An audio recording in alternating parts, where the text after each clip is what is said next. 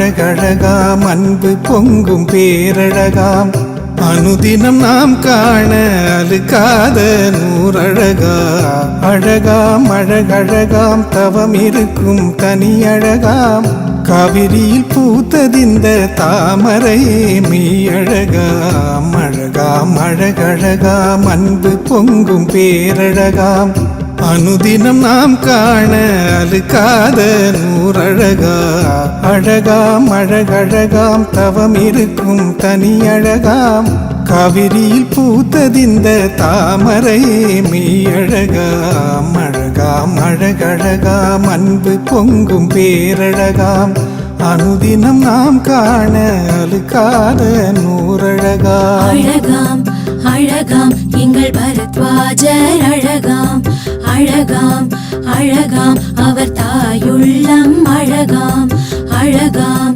அழகாம் அவர் தனி கருணை அழகாம் அழகாம் அழகாம் அவர் பேரருளே அழகாம். ஹ்ரீம் ஹ்ரீம் தி பிரதிதினம் ஜபதாம் தவாக்கியாம் கிம் நாம துர்லபமிக திரிபுராதிவாசே மாலா கிரீட மதவாரண மானனீயா தான் சேவதே வசுமதி ஸ்வயமேவ லக்ஷ்மிகி. ஆனந்தமயமான இந்த வேளையிலே தீபாவளி தீபம் ஆவளி தீபங்களின் வரிசை தீபாவளி ஆவளி வரிசை தீபங்களின் வரிசை தீபாவளி. ஒரு விளக்கு எவ்வளவு பிரகாசத்தை கொடுக்கிறதோ அந்த பிரகாசம் எவ்வளவு இருட்டை போக்குகிறதோ மனசஞ்சலத்தை போக்குகிறதோ மனக்லேசத்தை அழிக்கிறதோ மனசபலத்தை போக்குகிறதோ அந்த அளவுக்கு ஒரு விளக்கு அதை செய்கிறது.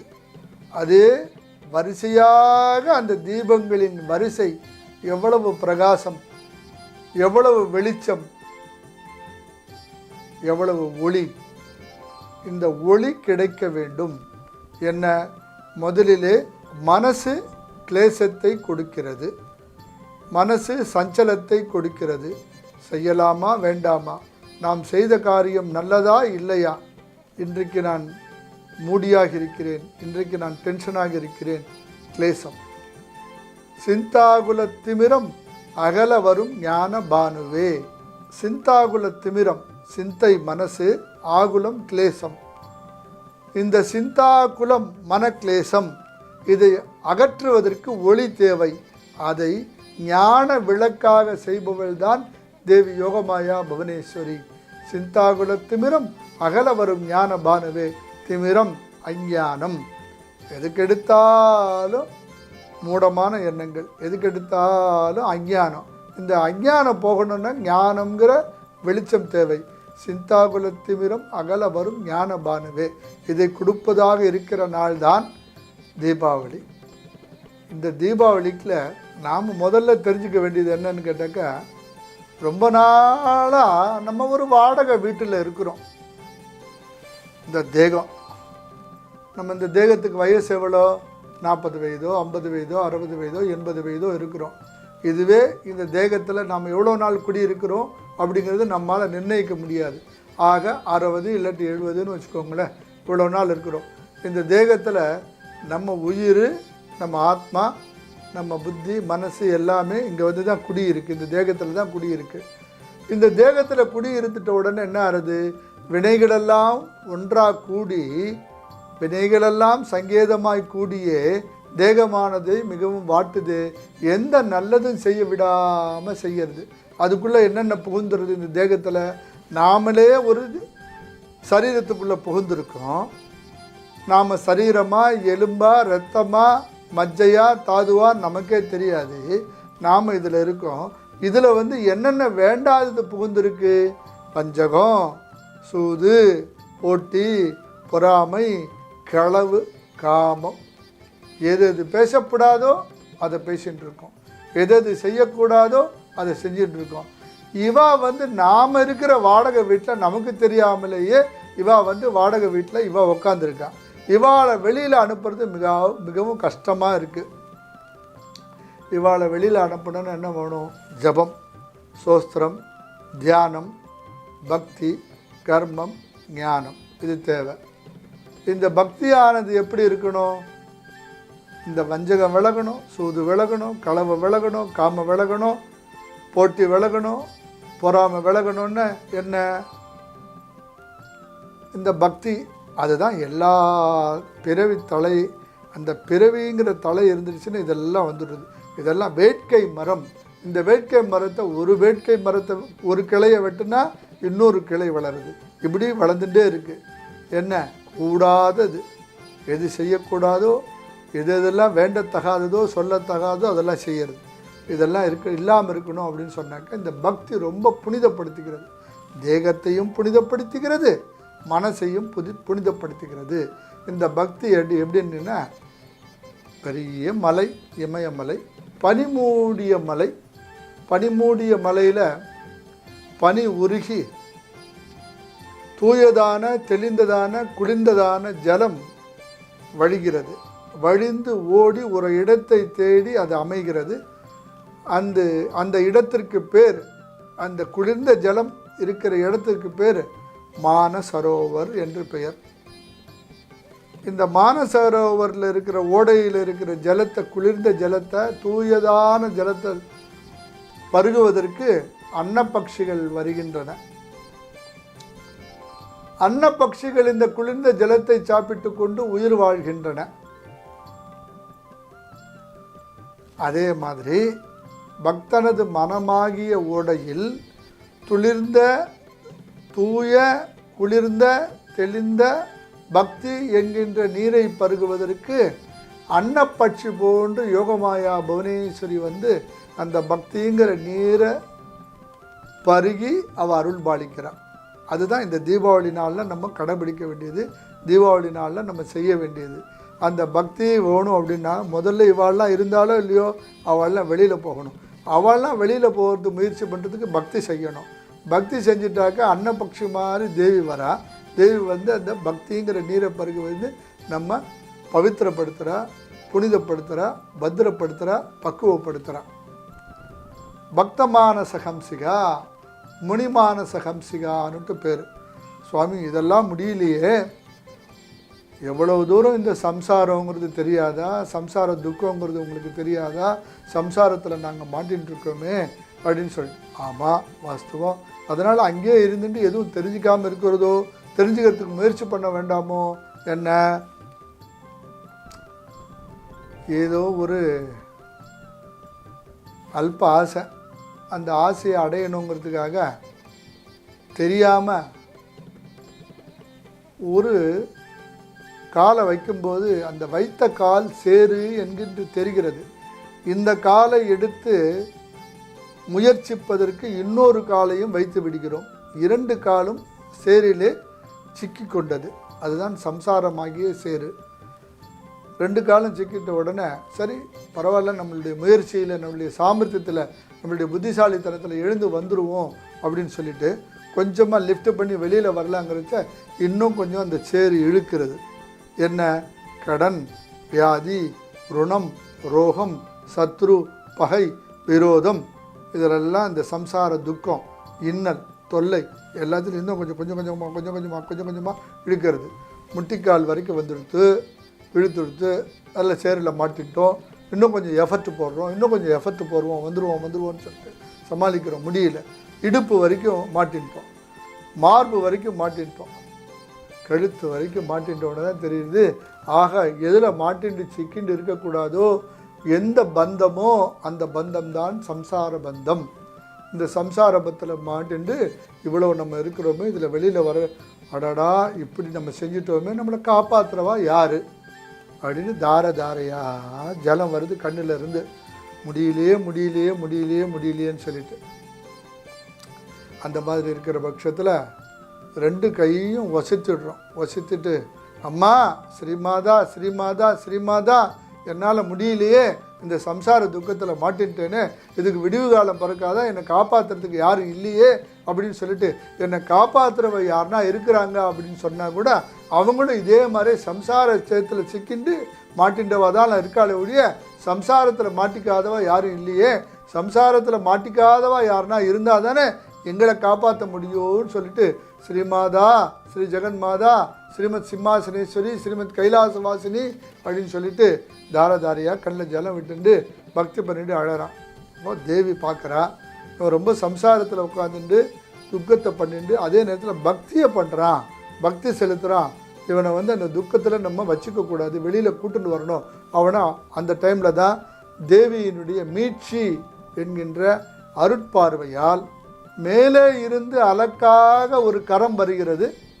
அந்த கரத்தை பற்றி கொள்கிறான் இந்த பக்தன். சேற்றிலே மாற்றிக்கொண்ட பக்தன் கரத்தை பற்றி கொண்டு கொஞ்சம் கொஞ்சமாக அந்த சம்சார சேற்றிலே இருந்து அப்படியே தூக்கி நிறுத்தி கரையிலே வைத்து சேற்றையெல்லாம் தொடச்சி அந்த கண்ணெல்லாம் தொடச்சி, இல்லை நான் காப்பாற்றிருக்கிறேன், நான் உன்னை ரட்சிச்சிருக்கிறேன், நான் உனக்கு எல்லாம் பண்ணுவேன் அப்படின்னு சொல்லிட்டு அவனுக்கு வரம் தரா, அருள் பாலிக்கிறா. சம்சார பங்க நிர்மக்ன சமுத்திரதன பண்டிதாயை, இந்த ஞானத்தை போதிப்பது தான் இந்த தீபாவளி. ஒன்று என்ன சொன்ன, ஒன்று பக்தி, இன்னொன்று இந்த சம்சார சேற்றிலிருந்து வெளியில் வரத்துக்கு. இன்னொன்று என்னென்னா, யாராவது நம்மளை திட்டினாக்கா நமக்கு ரொம்ப கோபம் வருது இல்லையா? நமக்கு கூடாதது ரெண்டு, ஒன்று காமம், இன்னொன்று குரோதம். காமம் ஆசை. ஆசையில் என்ன பண்ணுறோம், அனுபவிக்கணும்ன்ட்டு நினைக்கிறோம். அனுபவிக்கணும்னு நினைக்கும்போது அது கிடைக்காத போது, நமக்கு அது கிடைக்கலை, நமக்கு அது வரலை, நமக்கு அந்த பாக்கியம் இல்லை அப்படிங்கிறச்ச உடனே என்ன ஆகுது, அந்த ஆசை அனுபவிக்கிறது கிடைக்காத போது கோபமாக மாறுகிறது, குரோதம். இந்த குரோதத்தால் என்ன, நமக்கு உடனே சத்ரு கிளம்பிடுறான், உடனே விரோதம் வந்துடுறது, உடனே பகை வந்துடுறது. கோபம் கூடவே கூடாது. அதனால் நான் எல்லாரையும் திட்டி போடுறோம், எல்லாரையும் கண்டபடி பேசுகிறோம், வரோம். அந்த குணத்தை நம்ம மாட்டிக்கிறோம். சரி, நம்ம தான் கண்டபடி திட்டலையே, அவங்க திட்டும்போது நம்ம என்ன செய்யறது அப்படின்னு சொன்னாக்கா, இந்த தீபாவளிக்கு ஒரு பிரதிக்கை எடுத்துக்கணும். என்ன பிரதிக்கைன்னு சொன்னாக்கா, யாராவது நம்மளை திட்டுனாக்கா, யாராவது நம்மளை கோவிச்சுட்டாக்கா, பரவாயில்ல, நீ என்ன திட்டலை, இன்னையிலேருந்து நான் உன்னை கோவிச்சிக்க மாட்டேன், நீ திட்டினதுக்கு நான் பதில் நான் உன்னை கோவிச்சிக்கவே மாட்டேன், உன்னை பதிலாக நான் திட்ட மாட்டேன் அப்படின்னு சொல்லியாச்சுன்னா போகிறோம். அவனுக்கு இன்னும் என்ன சொன்னாலும் இவன் நம்மளை திட்ட மாட்டேங்கிறான், என்ன சொன்னாலும் நம்மளை கோவிச்சிக்க மாட்டேங்கிறான் அப்படின்னு சொல்லிட்டு, சரி நாம் பேசாமல் இருக்கணும், நாம் திட்டாமல் இருக்கணும், நாம் கோவிச்சிக்காமல் இருக்கணுங்கிறதுக்காக தான் இவன் பாடம் சொல்லி கொடுக்குறான்னு சொல்லிட்டு சில காலத்தில் அது புரியும்.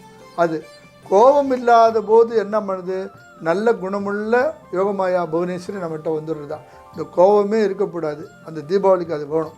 அப்போ எதுலேயுமே ஆசைப்படக்கூடாதா, எதுவுமே நமக்கு வேண்டாமா, எதுவுமே இல்லாமல், ஆமாம் வேணும், எல்லாம் வேணும். வஸ்திரம் கட்டிக்கணும்னு ஆசை வேணும், தேவைகள் எது எது இருக்கோ நம்ம வேணும்னு, நமக்கு வேணுங்கிறத நம்ம வச்சுக்கணும். வாசத்துவம் தான். அதெல்லாம் இல்லாமல் நமக்கு தேவைன்னு வச்சுக்கணும், நம்ம குடும்பத்துக்கு தேவைன்னு வச்சுக்கணும், நம்ம பிள்ளைகளுக்கு தேவைன்னு வச்சுக்கிறோம், நம்ம நட்புக்கு தேவைன்னு வச்சுக்கிறோம், நம்ம சமூகத்துக்கு தேவைன்னு வச்சுக்கிறோம். வேண்டாது அதிகப்படியாக நமக்கு எதுக்கு சுமந்துட்டு இருக்கணும், எல்லாத்தையும் சரி, எண்ணங்களையும் சரி, பணங்களையும் சரி, வேறு பொருட்களையும் சரி, அது நம்ம வச்சுக்கவே வேண்டாம். இது பேராசை அப்படிங்கிற மாதிரி ஆகிட்டது. இந்த பேராசை இருக்கவே கூடாது. ஆக பாழாய்ப்போன ஆசைகளை நம்ம பட்டாசு கொளுத்துகிறோம், பட்டாசு வெடிக்கிறோம், மத்தாப்பு கொளுத்துகிறோம். பாழாய்ப்போன ஆசைகளை பட்டாசுகளாக வெடித்திடுவோம், பஞ்சகத்தை மத்தாய்ப்பாய் கொளுத்திடுவோம். சூது, காமம், களவு இதெல்லாம் இருக்கு இல்லையா, இதெல்லாம் சேர்ந்து நாம் பட்டாசை கொளுத்தியாச்சுன்னாக்கா இதுதான் உண்மையான தீபாவளியாக நமக்கு இருக்குது.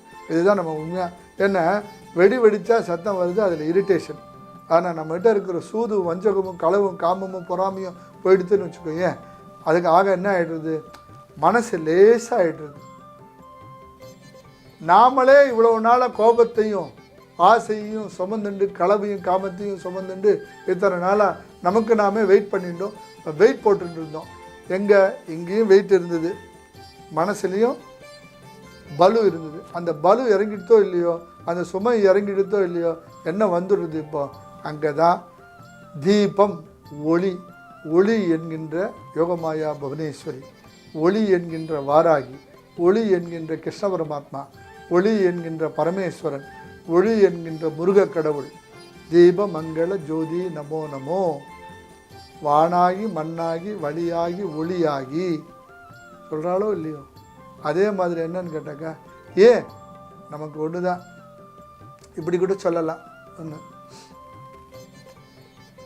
சவுண்டினுடைய வேகத்தை விட லைட்டினுடைய வேகம் ஜாஸ்தி. சயின்ஸ் பிரகாரம் எல்லாருக்கும் உங்களுக்கு தெரியும், இருந்தாலும் சொல்கிறேன்.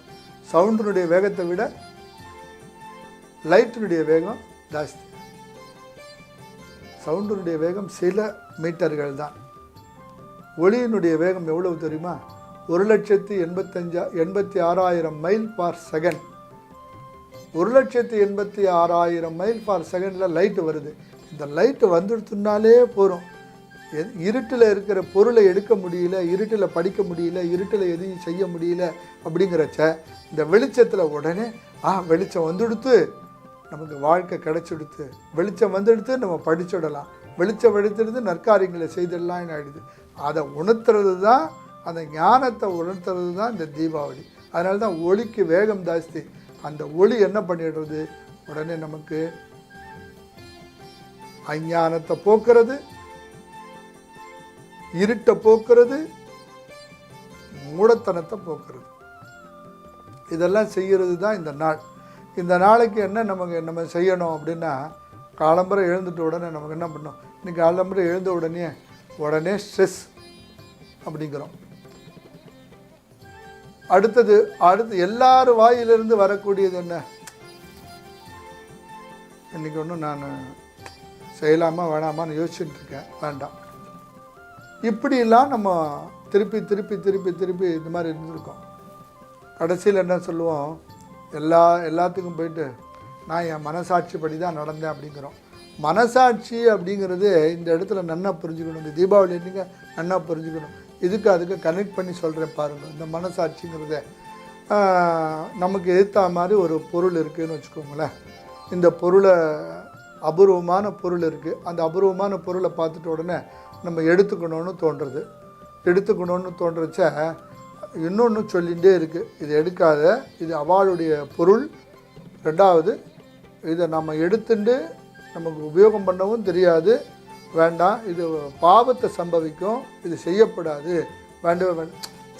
எடுத்துட்டா இப்போ என்ன, இப்போ அவனுக்கு என்ன ஆகிடுது, யாரோ எடுத்துட்டான்னு அவன் நினச்சிக்க போகிறான், நமக்கு என்ன வந்தது அப்படின்னு நினச்சிட்டு இருக்கான்னு வச்சுக்கோங்களேன். சரி, இதை எடுன்னு சொல்லிவிட்டு ஒரு மனசு சொல்கிறது, ஆனால் எடுக்காதுன்னு சொல்லிட்டு சத்தியமாக ஒன்று நிறைய தடவை சொல்கிறது, அதுதான் மனசாட்சி. இந்த மனசாட்சி ரூபமாக இருக்கிறவன் தான் பகவான். மனசாட்சி ரூபமாக இருக்கிறது தான் யோகமாயா புவனேஸ்வரி. இந்த மனசாட்சி பிரகாரம் நடன்னு சொல்கிறது இதுக்கு தான். சரி, அது சுவாமி இதெல்லாம் வாஸ்தவம் தான். நீங்கள் பூமாதேவியை எல்லோரும் இந்த தீபாவளியில் சொல்கிறாளே, பூமாதேவி மகாலட்சுமின்னுட்டும் பூமாதேவி தான், அதனால தான் இந்த தீபாவளிக்கு காரணமே சொல்கிறாள். அந்த பூமாதேவிக்கு நம்ம என்ன செய்யணும் அப்படின்னு, நாம் ஒன்றும் நம்ம விவசாயம் தெரியலன்னா பயிரிட போகிறதில்ல. தங்கத்தை வெட்டி எடுக்கணும், தங்கம் நிறைய கொடுக்கறது. கரும்பு விதைக்க தெரியல, பில்டிங்கை கட்ட தெரியல, எதுவுமே தெரியல. சரி, வாஸ்தவம் தெரியலன்னுட்டு கம்முன்னு சும்மானா இருக்கலாமோ இல்லையோ, ஆனால் ஒன்று என்ன பண்ணுறது தெரியுமா, இந்த பூமாதேவியினுடைய நாளை குறித்து செய்கிறது தான் இந்த தீபாவளி. எல்லாரும் இதை ரொம்ப முக்கியமாக கடைப்பிடிங்க. தீபாவளியை நாம் கும்பிட்டா மாதிரி இருக்கும். எல்லாரும் அதை கடைப்பிடிச்சாக்கா இந்த இந்திய பாரத தேசமே ரொம்ப நல்லா இருக்கும். எவ்வளவு தங்கத்தை கொடுக்கறது, எவ்வளவு வெள்ளியை கொடுக்கறது, எவ்வளவு இரும்பை கொடுக்கறது இந்த பூமாதேவி, எவ்வளவு ஜலத்தை வாரி கொடுக்கறது. பாதாள கங்கையாக இருந்துட்டு எவ்வளவு ஜலம், நம்ம ஜலம் இல்லைன்னா ஜீவிக்கவே முடியாது, அவ்வளவு ஜலத்தை இந்த பூமாதேவி கொடுக்கறது. இதெல்லாம் இல்லாமல் பாரு, மேற்கொண்டு மேல் மட்டத்தில் நமக்கு எல்லாமே தானியம், அரிசி, கோதுமை, கரும்பு, பருப்பு வகைகள் எல்லாமே பூமியிலேருந்து தான் கிடைக்கிறது. ஆகாசத்துலேருந்து கிடைக்கிறது ஒன்று மழை, பூமியிலேருந்து கிடைக்கிறது. இந்த மழையை வச்சுட்டு எல்லாத்தையும் உற்பத்தி பண்ணுறது பூமாதேவி. இதுக்காக சொல்கிறேன், இந்த பூமாதேவியில் யாராக இருந்தாலும் நான் சொல்கிறேன், இத்தனை நாள் தெரிஞ்சும் தெரியாமலையும் நம்ம என்ன பண்ணுறோம், துப்புறோம். இந்த வாயில் உமிழ்நீர் இருக்குது, இந்த உமிழ்நீர் இருந்தால் தான் நம்ம சாப்பிட்ட உடனே அந்த உமிழ்நீரோடு கலந்து ஜீரணத்துக்கு உதவுறது அந்த உமிழ்நீர்.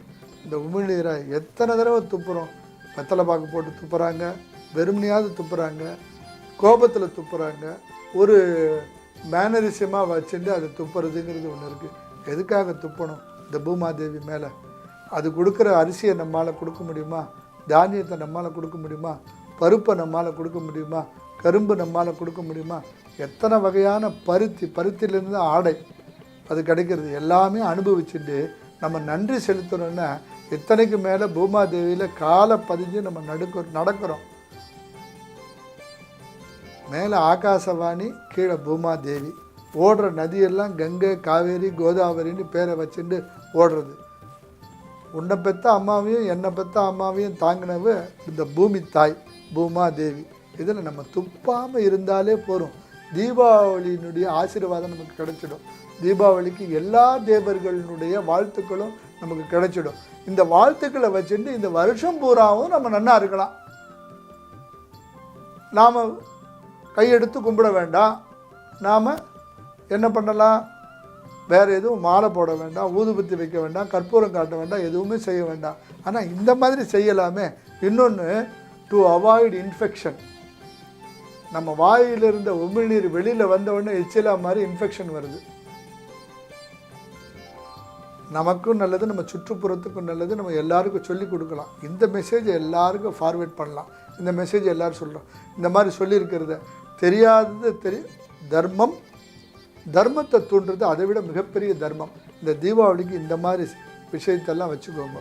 இந்த மாதிரிலாம் செஞ்சாலே போதும். நமக்கு என்ன அது எல்லோரும் என்ன நினச்சிட்டு இருக்காங்க, சுவாமியை நமஸ்காரம் பண்ணிட்ட உடனே, சுவாமியை பூஜித்த உடனே, சுவாமியை சேவித்த உடனே, சுவாமிக்கு மாலை சாத்தி நைவேத்தியெல்லாம் வச்சுட்ட உடனே எல்லாமே கிடச்சி விட்றது அப்படின்னு சொல்கிறாங்க. இல்லை, சுவாமிக்கு வேண்டியது ஆச்சாரம், சுவாமிக்கு வேண்டியது அன்பு. என்ன, மற்றவங்கக்கிட்ட அன்பாக இருந்தாலே போகிறோம், அது அன்பான தீபாவளி. மற்றவங்கக்கிட்ட சுத்தமாக இருந்தாலே போகிறோம், அது சுத்தமான தீபாவளி. சுத்தமான தீபாவளிலையும் சுத்தமான அன்புலேயும் நிச்சயமாக அதை தான் நேசிக்கிறான். எப்படி? லலிதா சகஸ்ரநாமத்தில் ஒரு நாமாவளி, பிரேமஸ்வரூபா பிரியங்கரி. நாம் பிரேம வைக்க நம்ம பிரியம் வைக்க இது லலிதா சகஸ்ரநாமத்தில் இருக்கிற நாமாவளி. நாம் பிரேமையாக இருந்தால் அந்த பிரேமையில் அகப்பட்டு கொண்டு விட்டு மற்ற எதுலேயும் பிரேமை இல்லாதபடிக்கு செய்து அந்த பிரேமையிலேயே அவள் இருந்து கொண்டு நம்மை அப்படியே கரை சேர்க்கிறாள். நம்மை அப்படியே என்ன பண்ணுறாளா? எப்பேற்பட்ட ஞான ஸ்வரூபிணியான தேவிக்கு பிரேமஸ்வரூபா என்கின்ற நாமாவளி, பிரியங்கரி என்ற நாமாவளி. இந்த பிரியம் நாம் என்ன செய்யணும் அப்படின்னு கேட்டாங்க, மனிதர்களிடத்தில், செடி கொடிகளிடத்தில், பிராணிகளிடத்தில் இந்த பிரேமை வைப்பது தான் உண்மையான தீபாவளி. அப்படிங்கிறத தெரிஞ்சுட்டாலே நமக்கு இன்றைக்கி தீபாவளியை உண்மையிலே நல்லா கொண்டாடி இருக்கோங்கிறது நமக்கு அந்த அனுபவத்தை சொல்லிவிடும். இதை நம்ம செஞ்சே ஆகணும். இதை செய்யறதுக்கு நம்ம என்ன செய்கிறோம் அப்படின்னாக்கா, உட்காந்துட்டு வேண்டாத திரிச்சுட்டு இருக்க மொழிய காட்டில் போய் தபஸ் சொல்லணும், நம்ம இந்த வீட்டிலே இருக்கக்கூடாது, வெளியில் போயிடணும், இப்படிலாம் இறுக்கமான எண்ணங்களை வச்சுட்டு இருக்கோம். கிடையவே கிடையாது. எங்கே இருந்தாலும் உட்காந்துட்டு சுபாவமாக கருணையோடு, கனிவோடு, பணிவோடு, பரிவோடு இருந்தாலே ஆனந்த தீபாவளி தான். அதனால் ஆனந்தம் எங்கேயும் பொங்கட்டும். தீபாவளி என்கின்ற ஒளி, அன்பு, தியாகம் பொங்கட்டும் என்று எனது தந்தையார் பரமஹம்ச புவனேஸ்வரி சுவாமியுடைய திருவடிகளை சிந்தித்து கொண்டு நீங்கள் எல்லாம் நீங்காத செல்வம் நிறைந்து நிறைந்து வாழ வேண்டும் என்று எம்பெருமானாரை சிந்தித்து கொண்டு வாழ்த்துகிறோம், ஆசீர்வதிக்கிறோம். ஜெய் புவனேஸ்வரி, ஜெய் புவனேஸ்வரி. எல்லோருக்கும் ஆனந்த தீபாவளியாக இருக்கட்டும், எல்லோருக்கும் அமைதி பொங்கும் தீபாவளியாக இருக்கட்டும், எல்லோருக்கும் அன்பு தீபாவளியாக இருக்கட்டும் என்று ஆசீர்வதிக்கிறோம். ஜெய் புவனேஸ்வரி, ஜெய் வாராகி.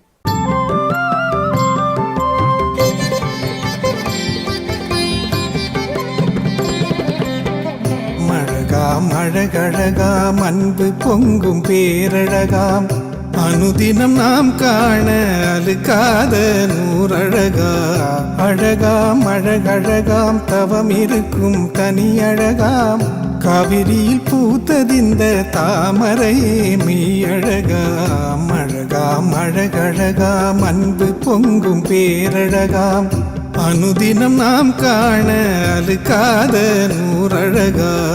அழகாம் அழகழகாம் தவம் இருக்கும் தனி அழகாம் காவிரியில் பூத்ததிந்த தாமரையே மெய்யழகாம். அழகாம் அழகழகாம் அன்பு பொங்கும் பேரழகாம் அனுதினம் நாம் காண அழுக்காத நூறழகாம் அழகாம் அழகாம் எங்கள் பரத்வாஜர் அழகாம் அழகாம் அழகாம் அவர் தாயுள்ளம் அழகாம் அழகாம் அழகாம் அவர் தனி கருணை அழகாம் அழகாம் அழகாம்